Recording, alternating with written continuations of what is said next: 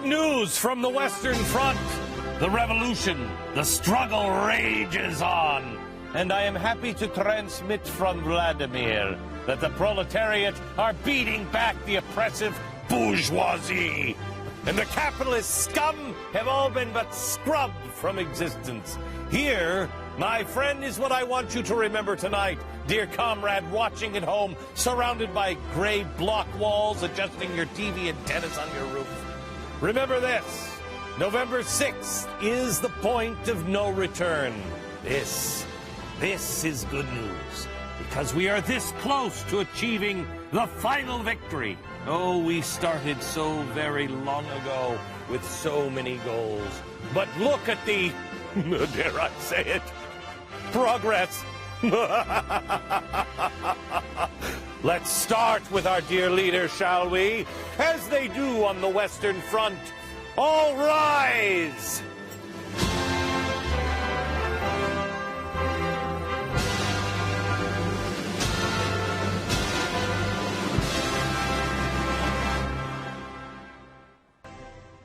All hail the Messiah, Obama, Obama, the path to the new socialist motherland.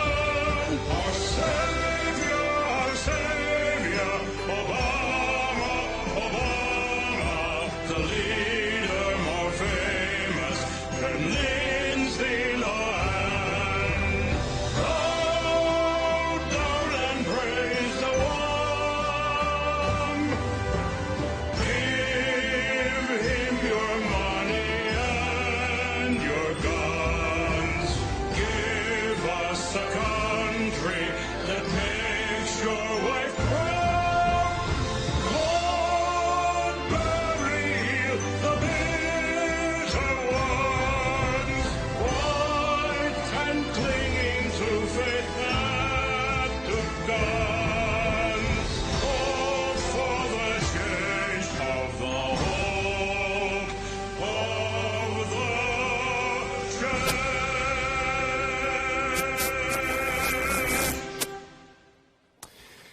Comrades, just a few short years ago, American swine revered the office of the presidency more than the man who held it. I am pleased to report that even Vladimir couldn't have hoped for this much idolatry. Obama's campaign just sent out a letter. Oh, it is good.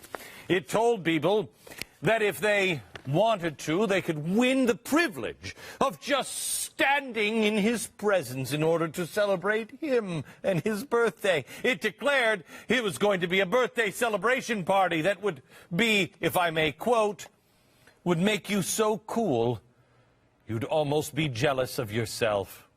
And here's where it gets good. The people had to pay for the privilege. Oh. Was he mocked? Oh, no. No, not in America anymore. In fact, the Americans are still believing the messages we're transmitting from Vladimir, planted into the television hosts. This guy's done everything right. He's raised his family right. He's fought his way all the way to the top of the Harvard Law Review. In a blind test, becomes head of the review, the top editor there. Everything he's done is clean as a whistle. He's never not only broken any law, he's never done anything wrong. He's the perfect father, the perfect husband, the perfect American. Word for word. I checked. It's glorious. It's glorious.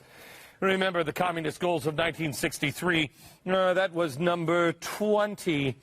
I believe, number 20, right here, yes. Infiltrate the press. Check. I mean, here we are in the middle of an economic crisis, one where more Americans are now joining government disability than actually finding jobs. Since 2008, 1.3 million jobs have been lost, and fewer Americans are working today than they were back in 2008. And Obama's job panel hasn't met in 6 months, but nobody's saying a word. Then there's a headline made in capitalist heaven. Oh, that would hurt Obama. Obama sleeping on the job, not creating them. Oh, that would look bad. Really bad. That's why we've instructed the press to ignore it, and they have. Instead, they dutifully lined up to report our solutions. Like this one. House Minority Leader Steny Hoyer and most economists agree that food stamps from the government are the most stimulative thing for the economy. More people are on food stamps than ever before. Everybody knows the government is taking money out of the economy through taxes and then trying to put that same money back into the economy through someone who doesn't have a job. It has no chance of working. The glorious revolution is here. In fact, economists are now predicting that fiscal crisis will persist. Oh, yes, it will persist in the States for a very long, long time, even after the so-called recovery. Great news. It won't be long now before the breadlines of the motherland are back to stay. There is so much to report today, I can hardly contain the excitement. The memories of the motherland come rushing back everywhere I look. From MSNBC to MSNBC to MSNBC, day to day, thoughts of the glorious vehicle of the motherland came to mind today. Oh, do you remember the ZIL? Oh, that is one sexy, sexy car there. Oh, we used to drive them around. Well, not actually drive them. They didn't actually work. It was more like we would sit in them for a while. And we'd sit in the field like that. And we'd sit and we'd sit and we'd say, brum, brum, brum, brum, and we'd pretend we were going places. Oh, those were the days. But the good news is they're back. Today, the Americans are now producing the next generation ZIL. Oh, it brings a tear to my eye. Oh, a happy tear, because the death of capitalism is here. I can hear its dying breath. Capitalism. Oh. I mean, if capitalism were alive and well, it would never allow the Chevy Volt. I mean, here's a car produced by the company the president took over. Just that in itself is outrageously humorous.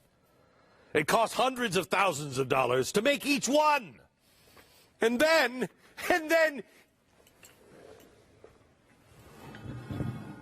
sweet Chairman, and then when you turn the key, they spontaneously combust, sometimes setting passengers on fire. Oh, our comrades in the media have managed this one brilliantly. They have successfully ignored multiple fires and over, I believe it's now $30 billion in taxpayer losses. They've spun the pathetic number of sales, only 1,760, by declaring, that's double last year's total. Brilliant, we are on the road to a ZIL.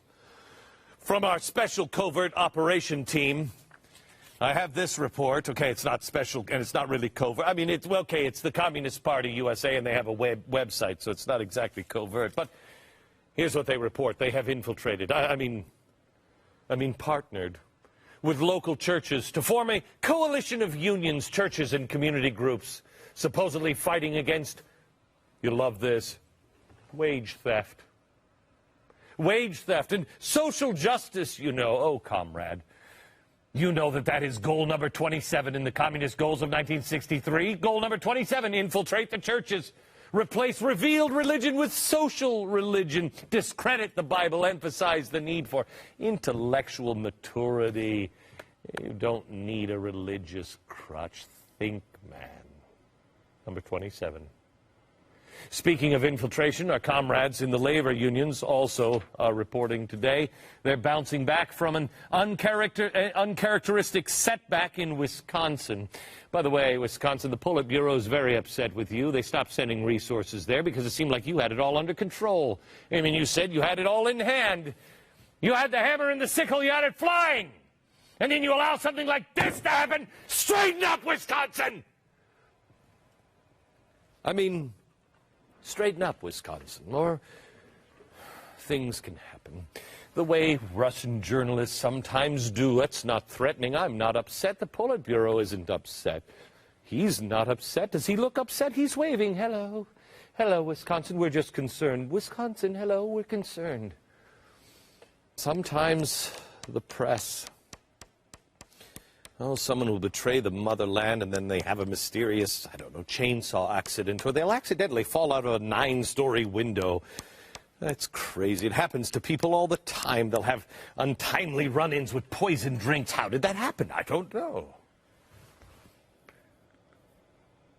Hear me well, Wisconsin. Of course, we are pleased with Richard Trumka. He has proposed a second Bill of Rights. A second one because the first one didn't go far enough. The Founding Fathers, they were obviously, it was incomplete. They proposed merely a charter of negative liberties, if you will. What good does that do the motherland or the collective? Clearly, the Founding Fathers were a bunch of selfish aristocrats with no concern of the common man. That's why, as Trumka says, we must now guarantee, people, lots of stuff like full employment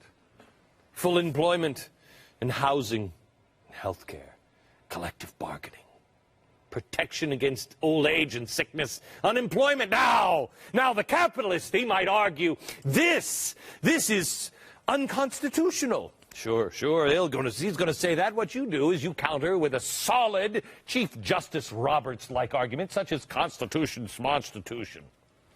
Goal number 36, don't forget. 36, 29, and 30, infiltrate the labor unions. Check, check, and check. I could go on and on. They're almost all complete. Look them up. The goals of the Communist Party, USA, 1963. Another city in the People's Republic of California about to go bankrupt. This is good news. This is Compton. Bring it to me. Bring it to me.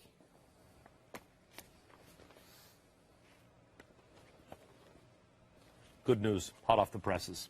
We have just gotten the economy so close. We have collapsed enough of this economy that now the Canadians are more rich than the Americans. The average Canadian household is now worth about $40,000 more. The country of maple syrup and Molson Ice, of all things, the country of perpetual winter, is now doing better than America. Oh, comrades, I leave you with words of encouragement. November 6th is the point of no return, and words of wisdom, probably spoken by Obama's mentor many, many times. Workers of the world, unite. Oh, yes.